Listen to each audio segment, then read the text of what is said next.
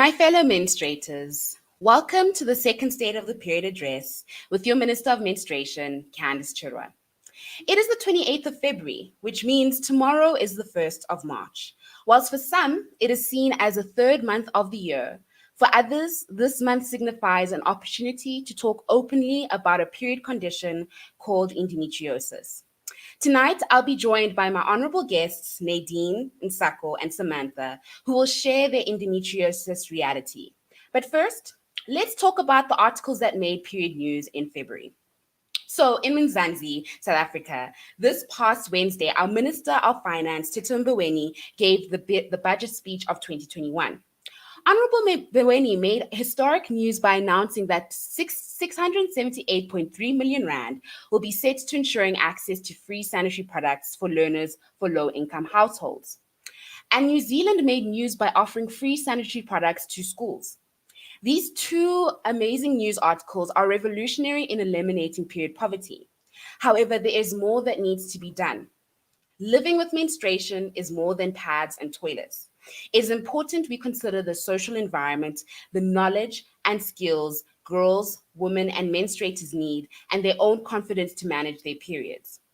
We need to move away from seeing this as a hygienic crisis, because if we only measure the distribution of pads or the presence of a toilet, that is where the focus will remain. But what use is a pad if girls aren't also confident in using and disposing of it? We need more positive social norms in society regarding menstruation, along with access to a variety of menstrual materials like pads and cloth, access to clean and private spaces to wash and facilities for waste disposal, support from trusted others, and strong body literacy. That's what's needed to eliminate period poverty, period. So that is the news from the minister's desk today. It was short and sweet because I really want us to focus on the integral conversations we're going to be having on period pains. So now we're going to talk about what exactly period pains are. It's a widely accepted part of being a menstruator.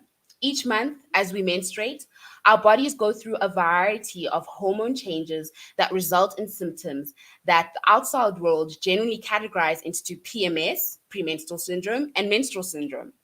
Cramps, bloating, nausea, pain, cravings, and dizziness can all come along with our monthly visitor. And as menstruators, we all struggle in some way to just deal with it. It's time to talk about period pain. Every month, every person who menstruates that you know who's premenopause and post-puberty bleeds from their vagina.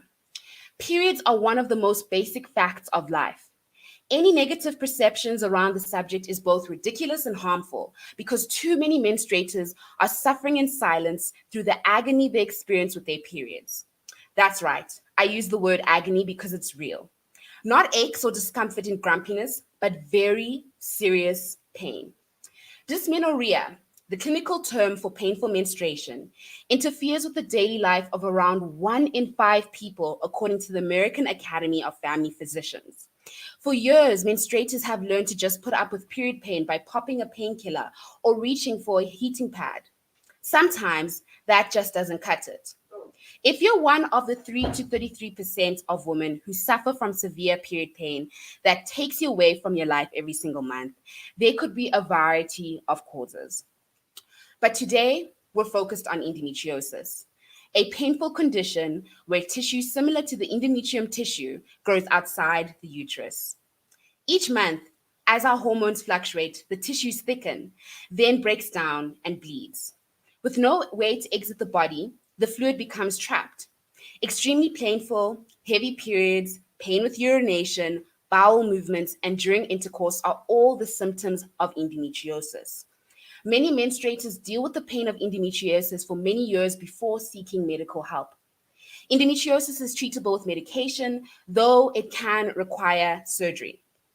And with Endometriosis Month beginning tomorrow, it is important to raise awareness about this hidden and often unrecognized condition. So after the short break, I'll be having a conversation with my honorable guests about their journeys into endometriosis. You don't want to miss it.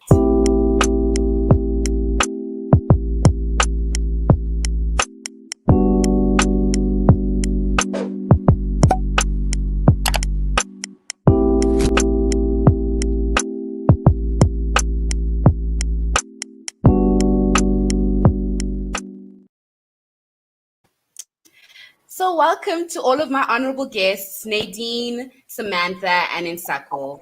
We are going to be having a very integral conversation about what period pain means, and in particular, what is endometriosis and how to know when we have it and what we should do. And on top of that, the struggles us menstruators go through. And I know personally, Nadine, Samantha, and Ntsako have all gone through personal struggles trying to get treatment for endometriosis.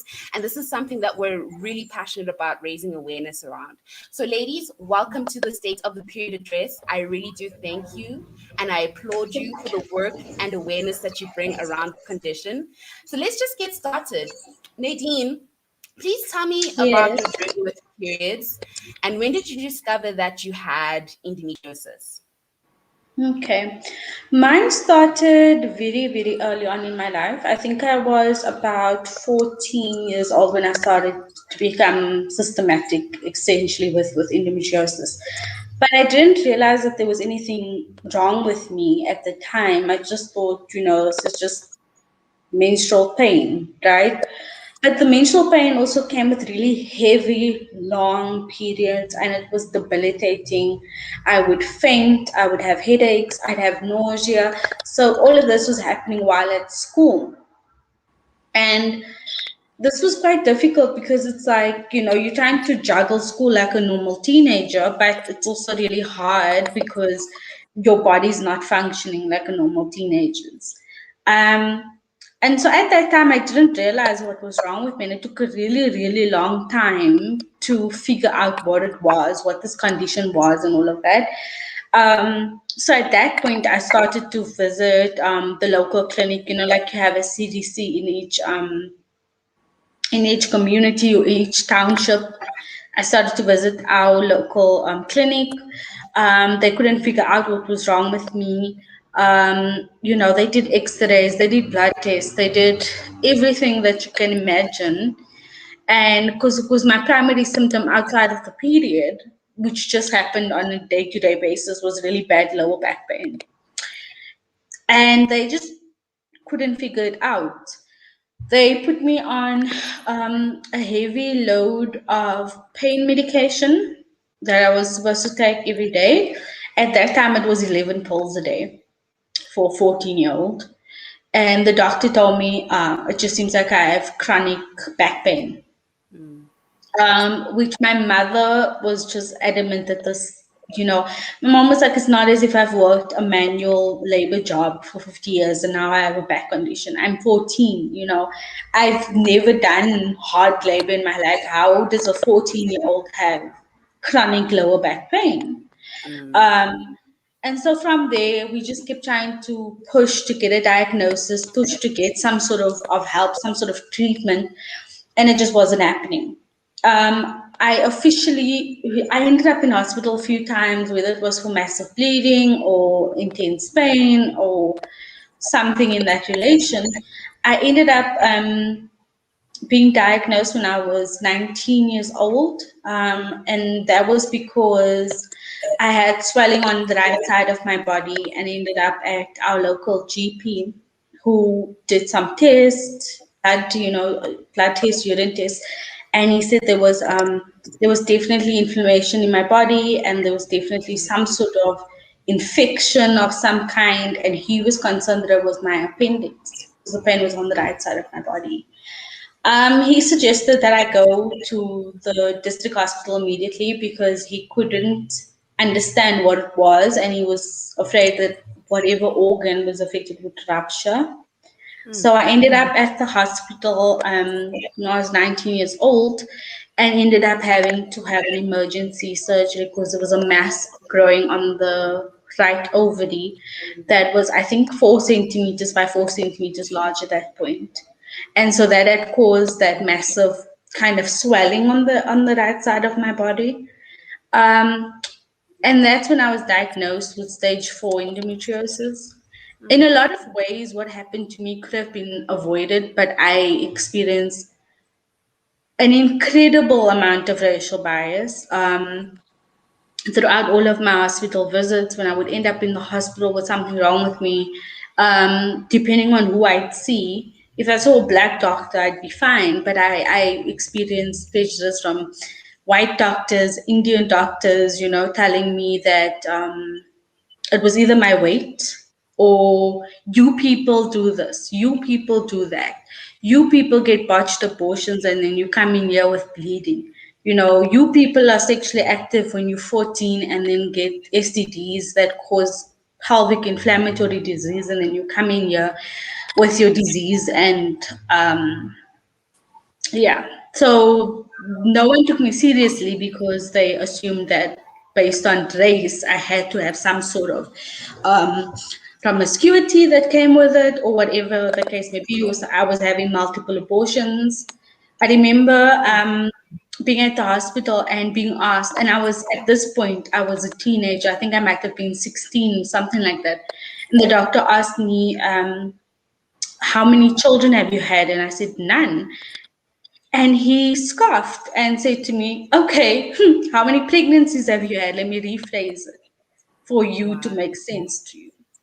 I was just like, okay. So that happened throughout my life, basically. Yeah, racial That's bias. And I think I probably would have been diagnosed sooner had it not been mm. for all of that. But yeah, it's not a luxury we get to enjoy. That Yeah. discrimination is so, I'm so sorry you had to go through that because, I mean, you would think that our healthcare would allow us to receive some form of treatment without any form of judgment. But all those questions you asked, all that discrimination you faced, and now a condition that is then categorized as a disease, that worries me and concerns me because it tells me then that our health practitioners are actually not really aware of what endometriosis is. And in particular, there's some form of shunning when it comes to our periods. And I'm really curious to know from you, Samantha. You're from America, right? And I'm interested to know, with your period, your endometriosis journey, did you face any form of like discrimination as similar to Nadine? Not similar like that intensely. More so of just they feel like endometriosis is a white woman's disease or a rich white woman's disease. So when we walk into a medical office, we can't have endometriosis. We may have fibroids, and that's really how they kind of dumb it down to they don't even throw the word endometriosis out there. And like here in America, different medical facilities on their websites, it's listed as the risk factors or some of, I guess, symptoms of endometriosis is being a white woman, being tall, being blonde. Like, I don't, and that makes it so much more difficult to be diagnosed when that's kind of like the standard of what they're basing having endometriosis on. Mm, But I've mm, never had racial bias that deep. Like, that is mm. ridiculous. Yeah, I think I am so interested to know from Ntsako, like if she's ever experienced any form of racial bias in her own journey. And Ntsako, maybe touch on a little bit of when you discovered you had endometriosis and what was done in that regard.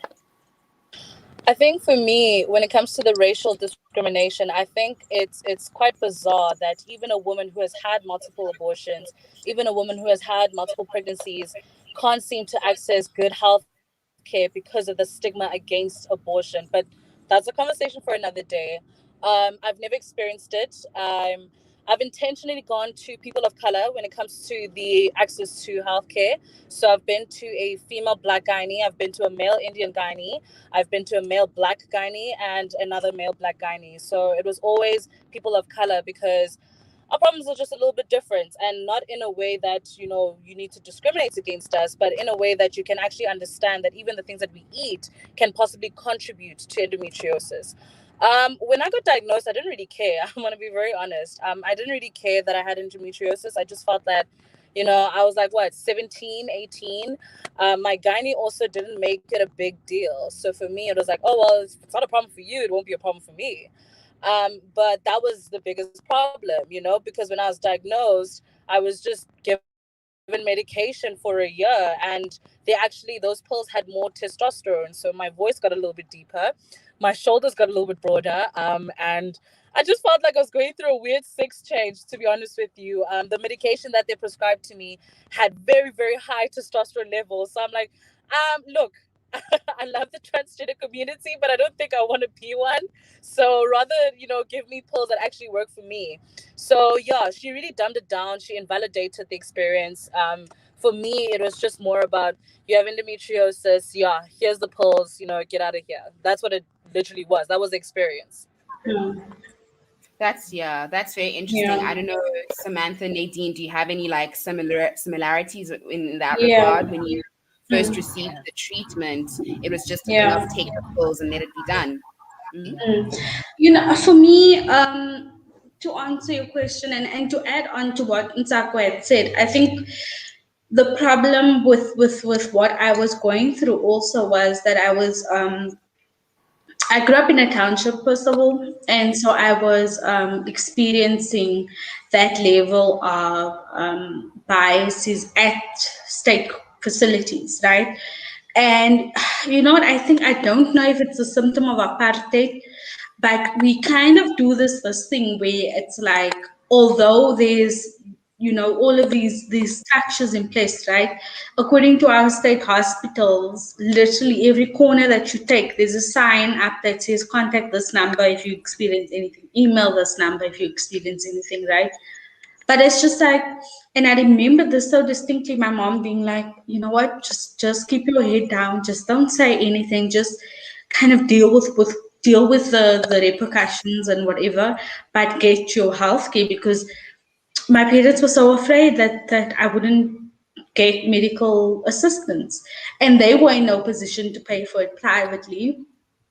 So it just became a thing of try your level best to just keep your head down.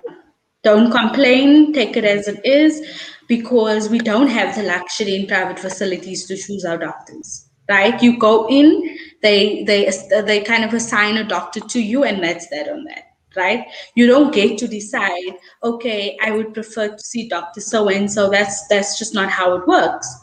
And so I think that's part of the issue there, is that they get away with what they do because it's a township, because most people in townships either don't speak English as well as they do, or aren't tech savvy, whatever they're assuming, and also are reliant on the public sector for their healthcare. And we don't have the luxury to be like, this doctor doesn't suit me, I'm going to go get a second opinion. That's just not a thing that happens, right? And so that's what kind of fuels that level of oh my God, I'm so thankful for just being able to see a doctor and a specialist and all of that, and it's not costing me thousands. I'm just going to keep my head down and accept the, I don't know, the racism and the, all of that. So it was quite difficult. And as Ntsako was saying, it is so messed up because our constitution states that abortion is legal in SA. And yet here you are acting some kind of way about abortion, which makes me go, so you're supposed to be an abortion provider as well. What are you then doing to women who come in needing an abortion? As for treatment, and mine was a little bit different in Ntsako. I basically had my surgery. I had a massive surgery for endometriosis. They told us it would be 35 minutes or 45 minutes max, because they assumed that it was a cyst and they were going to remove the cyst or the fibroid, and that was going to be that on that. I ended up being in theater for 4 hours. And because it was a state hospital, no one alerted my mother that there was a change to what was going on. My mother sat in that hospital for 4 hours, assuming her child had died in theater, because no one came out to tell her, ma'am, this is what's going on here. And then after that, went home. They gave me painkillers. They gave me normal contraceptives, and it was like, we'll see you when we see you. And then that was basically the end of that. And while I was in hospital, I had a similar experience to what Samantha saying. One of the doctors who had accused me when I initially came in, because I had heavy bleeding as well, of having a botched abortion, had said to me, and he didn't even apologize to me, which was so gross, but he came to my hospital bed and he was like, oh, I didn't even think that could be a possibility, because it's mostly European women who get endometriosis. So yeah, I don't even think that it could possibly be you. And he laughed and just walked away, and I was like, okay. Wild. Yeah. I would fight. Ntsako, you want to Sorry, I fight would with fight. why you want to Yeah, fight with yeah, nutrition? yeah. I would fight. I would fight. Do you know why? Yeah. Because it's not only. I'm pretty sure that if men had endometriosis as well, you would not receive. They would not receive this type of treatment. That's my Mm, problem with this, and it's Mm-hmm. the fact that you're a woman of color in pain. We have glamorized women of color being in pain so much so that even when you feel immense pain, we're meant to look down, pretend to be fine, bear through the Mm. pain. Be Mm-hmm. in Bogoto. I'm not a rock. Guys, Yeah. rocks don't have Yep. endometriosis. Please. mm, mm. So That Samantha, do part. you? I agree. I agree with. Yeah. I think everything in Ntsako said should be on a T-shirt. I don't know what type of T-shirt we need, but everything in Ntsako said needs to be on a T-shirt. Yes. So Samantha, do you think the world is having enough conversations about period pain? Because I know from just personal advice, going to a doctor and saying I'm experiencing severe period pain, and they're like, yeah, but it's your period. What do you expect? Like, get over it. Right. Do you think the world is having enough conversations about period pain in understanding that if it's too severe, if it's getting within the daily activities of your life, you should see a doctor? Do you think that's happening enough? No, because everybody dumbs period pain to just being Mm, okay. Well, you're gonna be on your period for what, 3 to 5 days. So after that 3 to 5 days, you should be okay. But it's more than just having your period for those 3 to 5 days, and sometimes your period is not even 5 days. Like for me, my period when I first began menstruation, my period was like 7 days, and I was 12. And doctors that I saw, every time I would say, my period is heavy, it's debilitating. I have to miss school, I have to miss work. Like I can't stand up, I can't lay Mm, down mm, when I'm on mm, my period. mm, I have to mm. sleep sitting up. Like no, none of these were red flags. They all were just like, well, it's your period. It'll get easier as you get older or when you have a baby. And it's like I'm a teenager and I'm not thinking about having kids anytime soon. When I get older, I mean, I can't move time any quicker here. And it seems like as I'm getting older, my period is getting progressively worse. And it's already one thing that we don't have these conversations like in schools for students to learn biologically what it means to have, your menstrual cycle, or what it means to have different types of period pains, because everybody's body is different. So everybody doesn't experience the same pains during their period. But Mm. we don't talk about this. So schools don't talk about it. But then you go home and you talk with it to your mom, or with your family members, and then we don't really talk about it then either. We were shown how to wear a pad or maybe a tampon, and we're told you can get pregnant now, so don't have sex. And then that's kind of it. You get tossed some ibuprofen, for the pain, but like nobody ever says like, well, you have terrible period pain. It's not normal. And this Mm. is what we need to do to at least try to get you to a more manageable place of life, because ibuprofen doesn't help everybody, especially when you have endometriosis. Like, that's a joke. true. That's a joke. Kittles. Ibuprofen, and even like the harder drugs. Like I tried hydrocodone, I tried promethazine, I've tried Xanax. I've tried all the rapper drugs, I feel like, and none of them work. And like my period pain was like so bad, like none of the medications work. And then my period was 90 days for 9 months out of the year for like 4 years. So nobody was having any answers on why my period was debilitating and why it was lasting for Mm. so long. So then you think about Mm. how that trickles down to teenagers, especially Black teenagers. Like, we need to end the cycle of making period talk taboo, because Mm. it's natural, and we have a period once a month. You have to have a period in order to have a baby. So it's something that we should be talking about, because we don't have to live in debilitating pain when it comes to our periods. If we can talk to each other and figure out, okay, well, you do this for your period, or maybe that's working for you, or maybe then I can try it for myself to see, if that works for my Mm. period. It's such a secret, and I really don't understand why periods have to be such a secret. Hmm. I mean, everything you said needs to be put in a book. Yeah, I don't. So, like, honestly, I think one thing that a lot of people don't understand is that the anxiety we go through just having our hormones fluctuate and then Yeah. having to bleed and then now experiencing that pain, and then on top of that we have to then carry on with the world, continue with our socioeconomic activities. It's too much. And Yeah. at the same time, we're facing discrimination. We're Right. facing like pop culture telling us that our periods are disgusting and that we need to hide. Mhm. And yet we're as menstruators, we're told to just continue moving on. And Yeah. it's a lot of stress and pressure to Yeah. carry on our shoulders And because we genuinely don't feel like we're supported. mhm. And I also think within the conversation within endometriosis, in particular in South Africa, there's not enough like research and data that actually documents how many women have or how many menstruators have endometriosis. In America, you can find these stats very easy, right? But it's still underreported because people still are not talking about their periods. They're still not Mhm. talking about their daily experiences. They're not talking about the debilitating cramps they experience that they can't even get out of bed in the morning.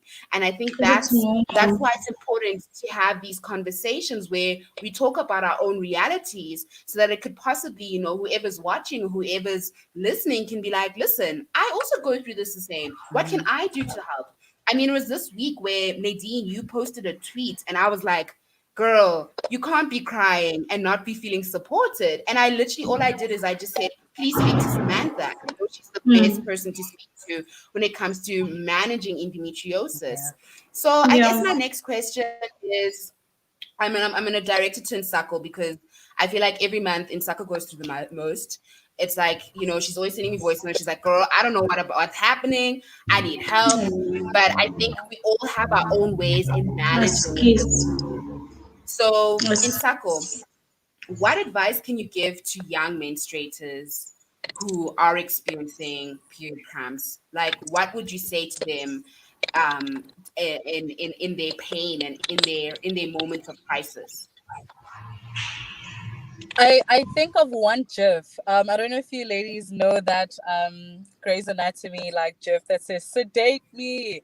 That was literally my entire high school Yes, career. I just wanted yes. to be sedated the entire time. I was, I actually became like super best friends with the school receptionist because I was always in the sick room. Like that was my bed. I'm pretty sure they would have just put my name there at some point. And I remember in my matric year, I missed about 63 days of school because of my period every single month, right? Um, Look, I don't think there's better advice besides as soon as you feel like this isn't normal, please go get it checked out. I do talk about this with my mom a lot. The fact that we do regret not getting checked out a little bit earlier because we knew something was wrong. I mean, hell, I would pass out randomly. Like, I'd pass out, I would throw up, I would guys, like I was just not normal. Like which human just randomly will just pass out? I mean, thank God my iron levels, are way back up there now. I don't really experience that anymore. But the nausea, all of that is just terrible. So actually, Nadine, I've gone through 4 treatments. So I've pretty much tried them all. I've done the surgery, I've done the pill, I've done this new pill called the Vasan, I've done Yas, I've done Lasagna. progesterols. Like, sis, I'm an internal. I'm a black chemist. Like this holds so much chemistry. Like it's not even funny. But I've also the biggest problem now is that I've also become very immune to painkillers. So painkillers don't make me sleep anymore. They don't remove pain anymore because I've taken them for so long that my body kind of just feels like I'm eating a Mentos or I'm eating like a Tic Tac. Yeah. And yeah, that's literally Skittles. yeah, Skittles, honey. That's literally what it feels like. But you really need to get things checked out. Like you really, the moment you feel like something's not normal, you have to get it checked out. Currently the medication that I'm on actually has stopped my period for about 5 months. And as much as that sounds like really glorious, it also means I'm not ovulating. My hormones aren't getting regulated. Everything has been put on pause. So now when I get off these pills, I'm gonna be a wreck.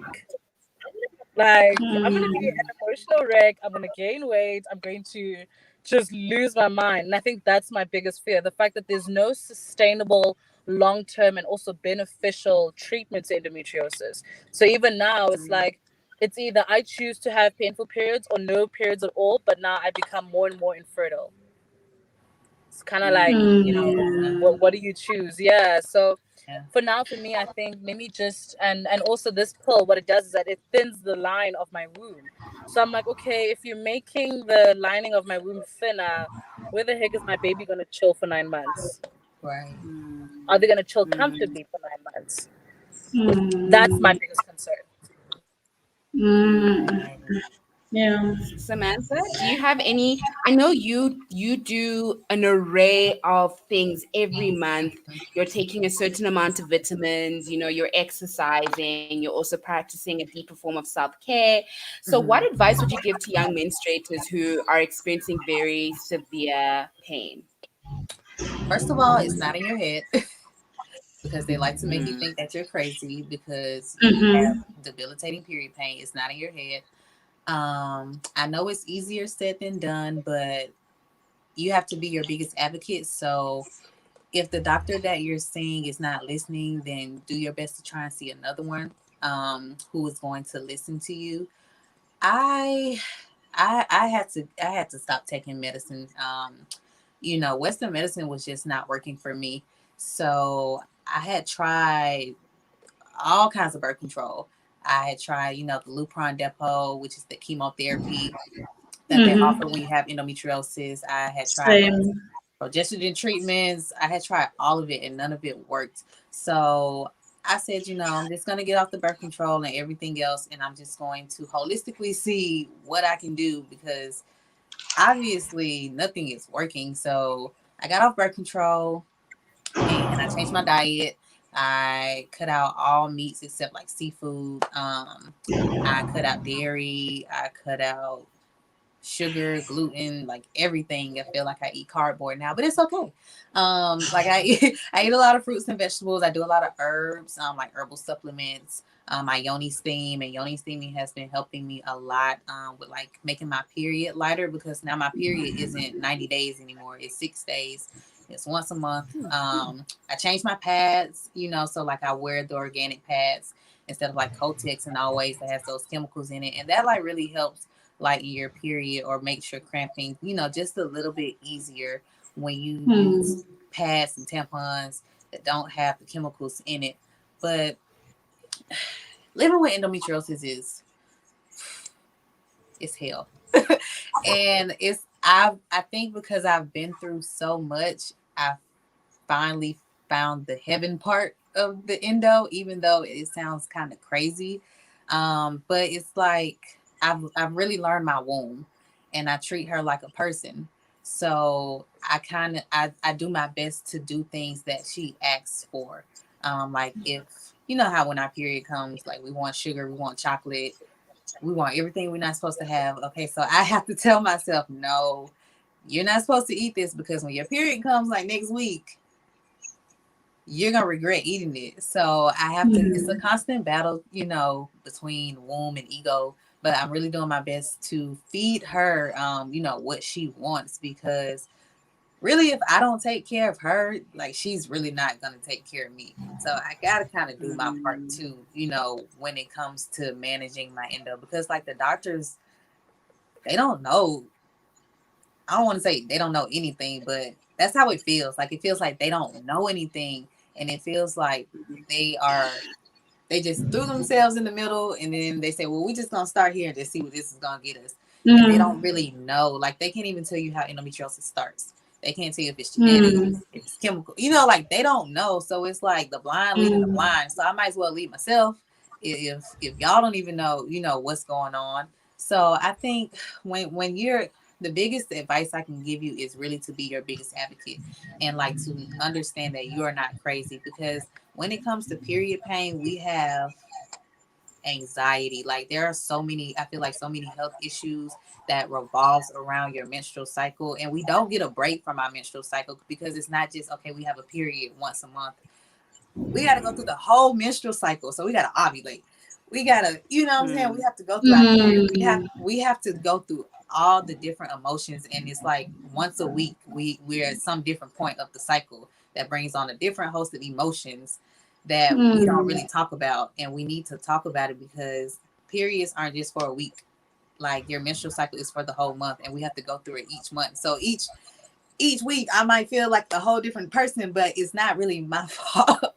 Like I'm Mm. trying to balance Yeah. out the hormones here, but the hormones aren't balancing if we have endo and they can't figure out how to help us. So Mm. it's like Mm. it's like a two-way street. I don't know. Say Mm. that. Nadine, how Mm. do you manage your endometriosis? Like, please tell us. Tell us. Share Girl, advice. child. Spill the tea. Spill the tea. Ooh, you know what?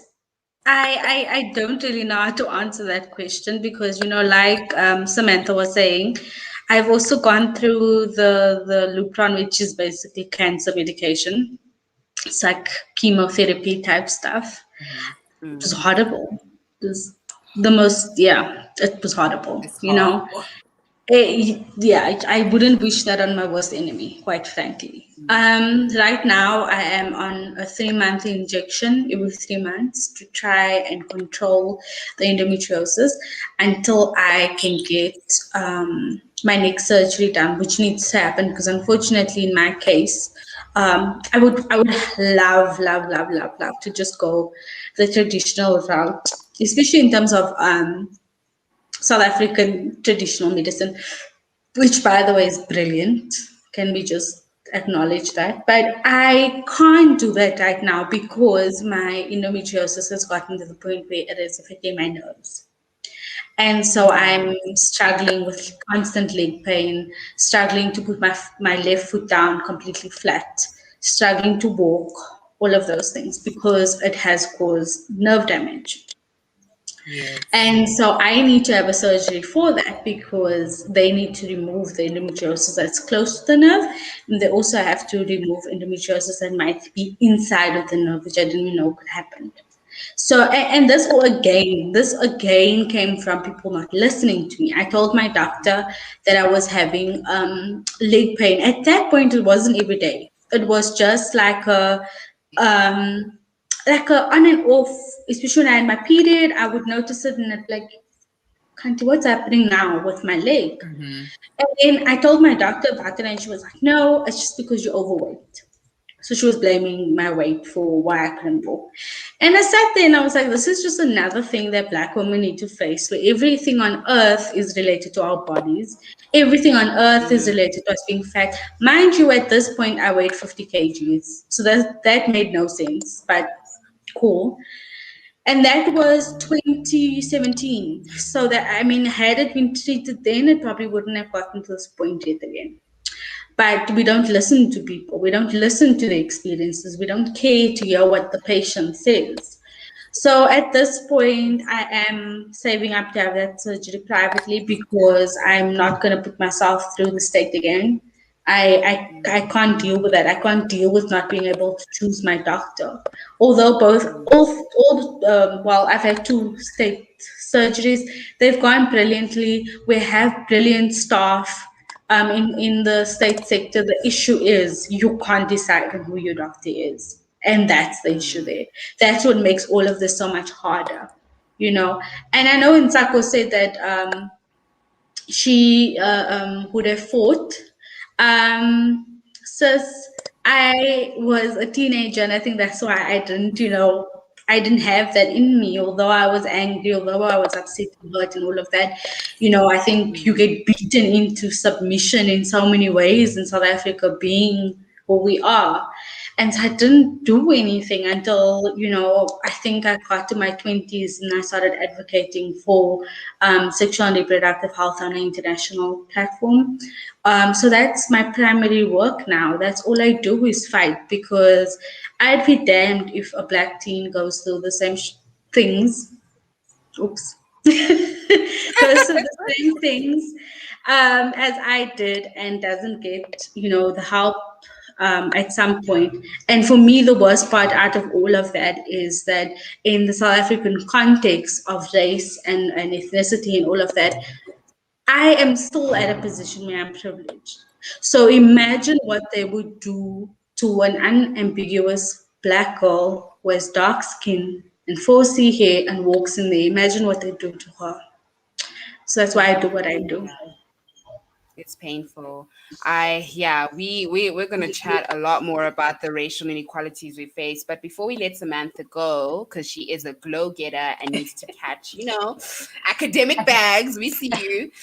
Yay! Yoni steaming in South Africa is a little bit of a we don't know if it works, don't know if it does. So could you just from a personal experience touch in about how yoni steaming works for you and your period cramps, and what specific ingredients are within that yoni steaming package? Because I think there's so many companies in South Africa right now that are starting this thing, but we don't even know if it's just for the clout or if it's actually if it actually works. Yeah. So So yoni steaming is it's an ancient practice where they take herbs that are tailored to whatever it is that you are trying to heal, and you steep them in boiling water, and you allow the herbs to detox the womb. So you have a toilet, or at least me personally, I have a like a portable toilet. Like how you see the elders use. Poured in with the herbs in the water. I let it steep for about 15-20 minutes, and then I sit on the toilet and I allow the herbs to detox the womb. Now while I am steaming, I am usually meditating, so I make it like a full body practice. So steaming, a lot of people I know are really iffy about it. The herbs that I use are red raspberry, I use nettle, I use shepherd's purse, I use dong quai. These are herbs that are pleasing to the womb. Like a few of these are what they call is mother's herbs. These are the ones that you really really need to kind of help your womb. So for me, when I steam, I've seen a big difference in the amount of blood that I was shedding during my period. So I went from using a 40 pack of pads in a week to now I can use maybe 4 or 5 within my week for my period. So instead of wearing 2 pads, I used to have to wear 2 pads all the time. Now I can wear 1 pad and I can wear it all day if I chose to. My cramping it's still bad, but the reason why my cramping is so bad is because my leg pain, just like Nadine was saying, it's got to be some nerve damage within my thigh muscles and my back, because it's when my period is on and I'm cramping, it's I could feel the tendons being pulled as I'm cramping. So outside of the leg pain, just if I didn't have the leg pain, my cramping really would be non-existent during my period. So steaming really does help. And I think it's not just, you take the herbs and you steep it in the water and you steam. There's a full body alignment that goes with steaming, because you can do womb meditations. I like to do womb meditations when I do my steams. I speak words of affirmations to my womb. So it really helps kind of soften her, and it really helps to start to get that flow out. When I'm steaming and I'm meditating, I'm literally visualizing the tissue breaking down and going into the toilet as I'm steaming, and that really helps with my period pain. So most people, they kind of steam not regularly. I try to steam 10 days within a month. You don't steam 3 days before or 3 days after your period, because your body is getting ready to detox anyway when your period comes. So you don't have to detox or do the womb steaming that close to your period. But I say go for it and try it maybe for a couple months. Try to steam maybe 3 to 4 times within a month, especially if you can buy your own personal toilet to have at home, and see what kind of effect it has on your period. Okay, and that's our period. Yeah. Gonna try the yoni steaming out. We're gonna try it. And then we're gonna share our insights. Yes. Samantha, thank you so much for having being so authentic and inspiring in your journey. You can find Samantha on Instagram as the Indo Educator and also on Twitter. She says Yay. amazing stuff. She does amazing stuff. Please follow her. I'll also share the links on my personal Twitter page. But Samantha, you go and get that academic bag, girl. We will be back. Thank you, Samantha. Thank y'all. We will be back right after this break. Okay. Bye-bye.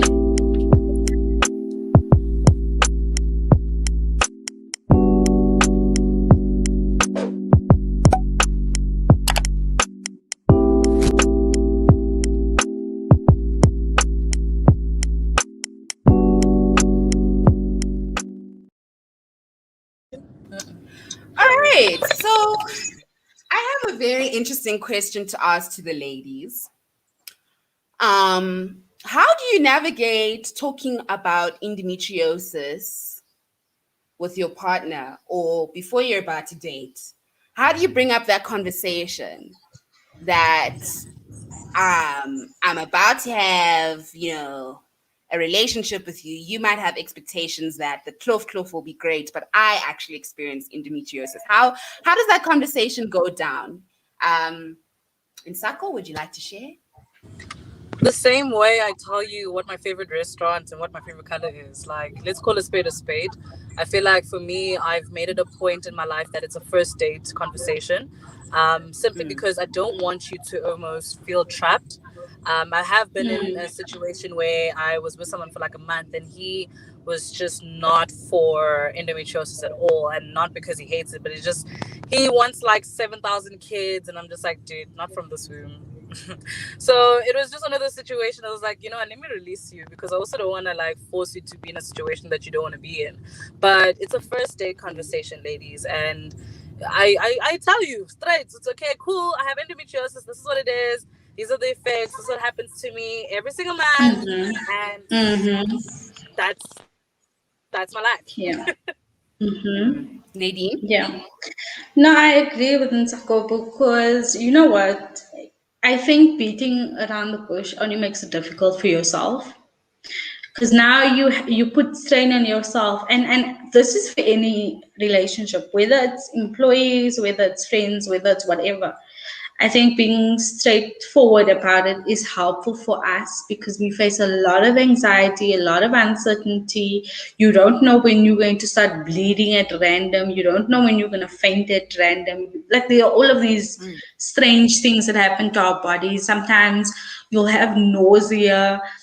I've experienced nausea around pork, like the smell of pork, right? And it would just make me like immediately like I am over the toilet, right? So it's like small things like that, and it's debilitating. It completely controls your life. And so I don't beat about the bush and tell you 3 months from now, because that's going to mean that I have to pretend to be a normal, quote unquote, healthy person, which I'm not, And I understand the fears of rejection. I understand why some people are not open with saying that, there's something wrong with them, because of how you get treated, the assumptions people make. We also live in a country where, and I remember this from a hospital I was in, I think when I had my first surgery, there was this woman next to me. She was a Zulu woman, and she was telling me that she started crying out of nowhere, and so I was post surgery, but I tried to like get up to go towards her, because seeing someone cry isn't nice. And I tried and comforted her, and she told me that the reason why she was crying is because she is Zulu. She's married to a Zulu man, and his family, the last time she miscarried, said that he should divorce her because she's not able to give him sons. And so basically she's no good as a makoti. And so, we live in a country where that is the reality we face with, where we will be rejected, sometimes not just by men, but by their families also.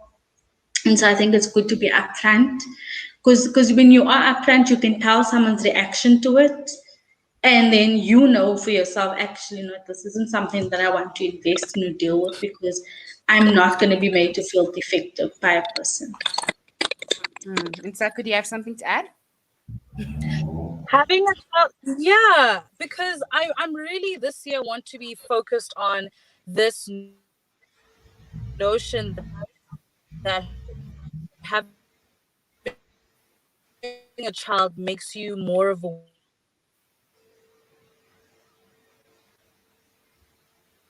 Oh, I think we've lost Ntsako there. woman. Yeah. I'm back. Am I here? No, I was saying Yeah, that no, your net we need to normalize. Mhm. Yeah. So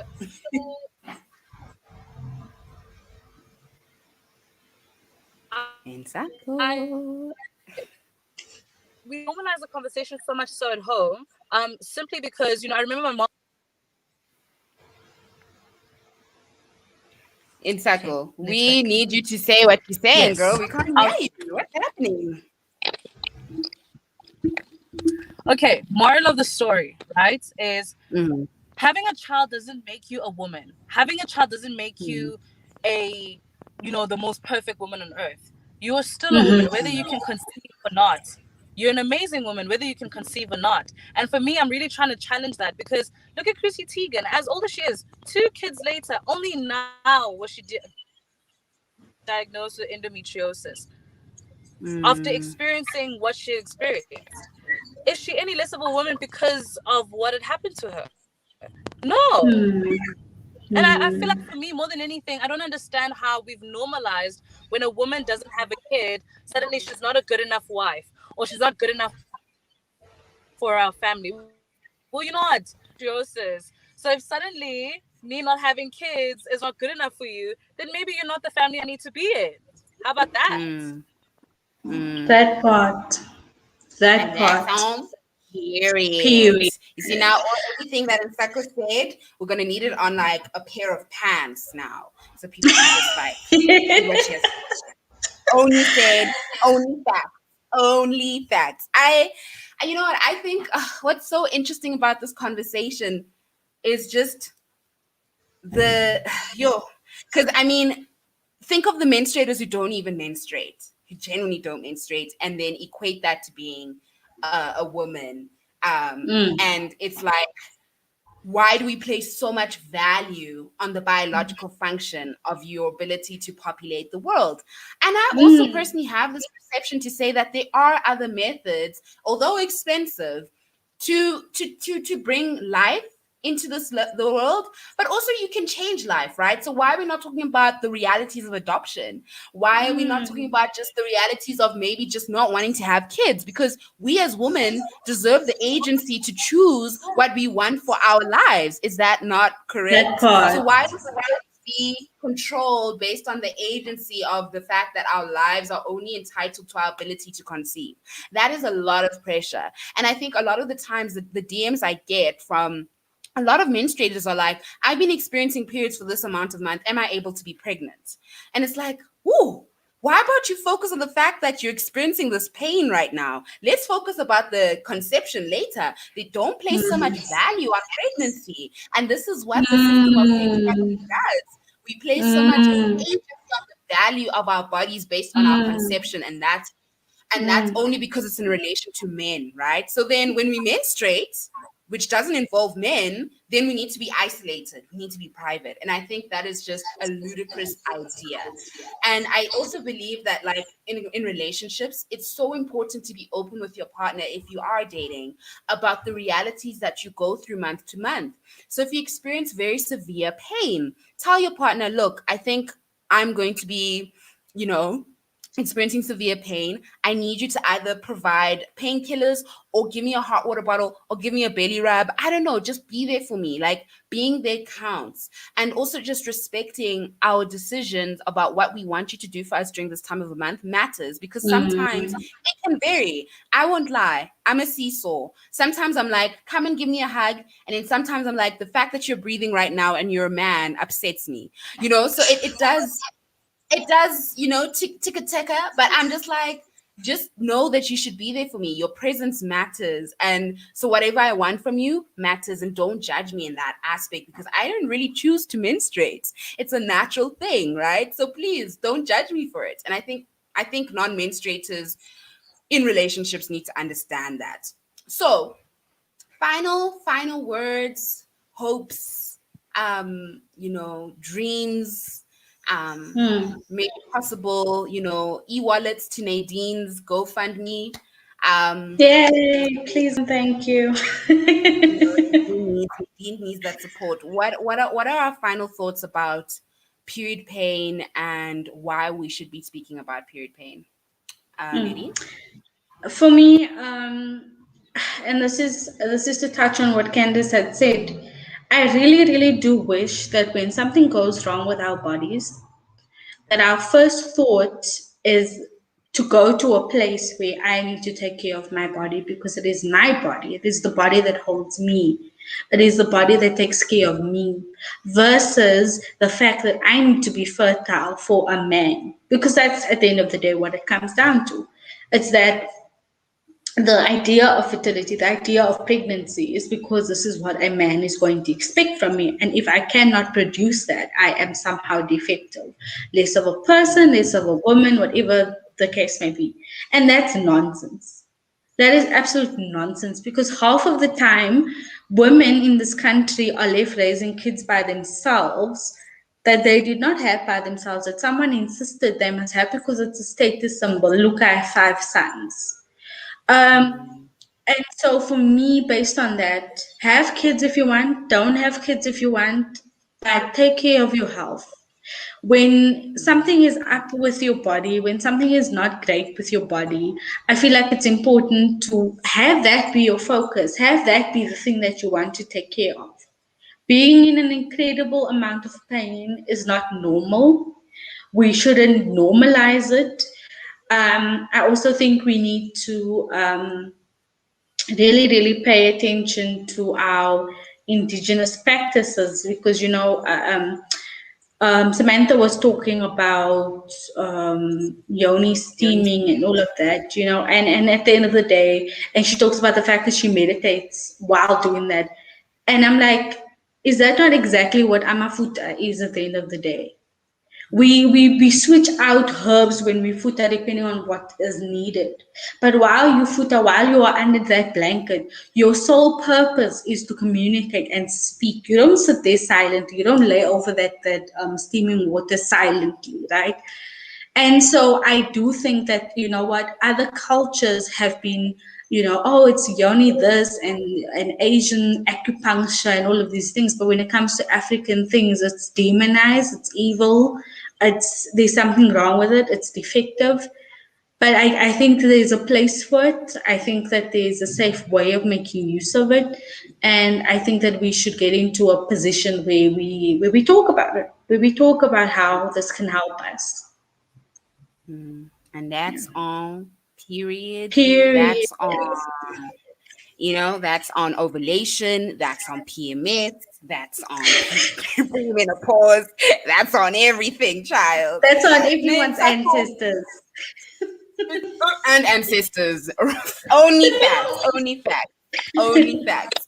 Ntsako, what are your final thoughts regarding period pain, endometriosis, what more we should be doing? What do you think South Africa needs to be doing? All of it, all of it. Well, I think the first point is education, and I think that's where my specialities are. And the fact that we do not have a section of endometriosis when gynaes are being taught and inducted into their medical practices is a bit problematic for me. So I think that is really the great starting point for addressing endometriosis, is the education, knowing about it, knowing the depths of it, where does it come from. I think we need more investment and also the research aspect of it, so that I can't have a condition where people don't even know where it comes from. I don't even know where it comes from. So I think that's the one thing that we also need to address. But the education of it is very, very important. And I think, listen, guys, whether it's women of color, white woman, black woman, whatever woman you are, if you're a menstruator, stop normalizing pain for the sake of expecting it just because you menstruate. That is ridiculous. We need to stop normalizing pain as a regular thing. Stop popping pills. Pop a Tic Tac, pop a Mentos. Those are nice.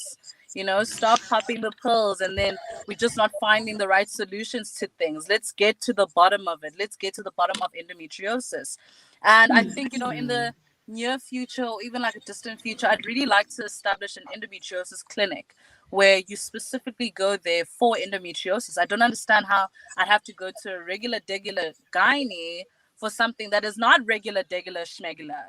So it's very, very important to even have a specialist, and a specialized place for girls to go there and for menstruators to go there and get the help that they need. But I think the biggest thing for me is stop normalizing pain, girlies. Like, life is much bigger than what we experience.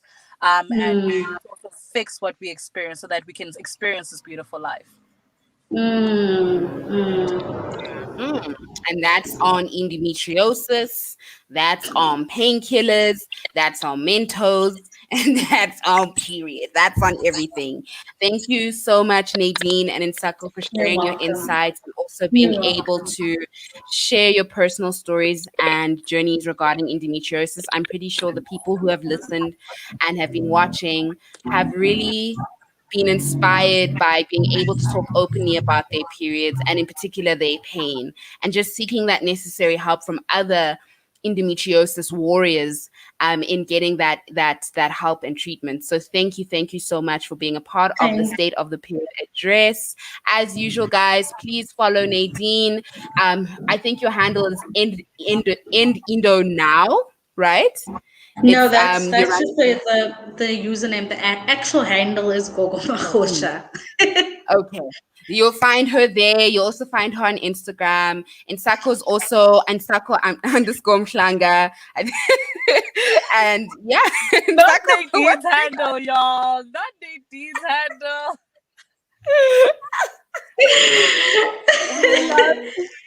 we love to see it. We love to see it. We appreciate it. But we can find Ntsako on Instagram and Twitter at underscore no Ntsako at what am I saying? At Ntsako underscore Mhlanga. Sorry. You'll find her there doing her usual amazing, inspiring work on education. So thank you so much for being a part of the stream, ladies. I You're hope you have a welcome. fabulous, fantastic week. And yeah, to you, the streamers, the viewers, the audience, the honorable members of society, thank you so much for being a part of the State of the Period address. Like I said, we always do this once a month. You can expect it either on the 21st or the 28th of each month. You can also let me know what topics you want us to talk about. This is your platform. I work for you as your minister, right? I know it sounds weird to have a minister that actually works for you, but I am very different. I work for my people. So if you ever want to have any suggestions or any topics about what you want to talk about or what you want to know about periods, it's not only just for menstruators, it's for non-menstruators as well. Slide into my DMs. Slide into my DMs. Tell me what you want to speak about, and we will talk about periods, child. We will talk about periods. So from me, your Minister of Menstruation, Candice Chirwa, I am out.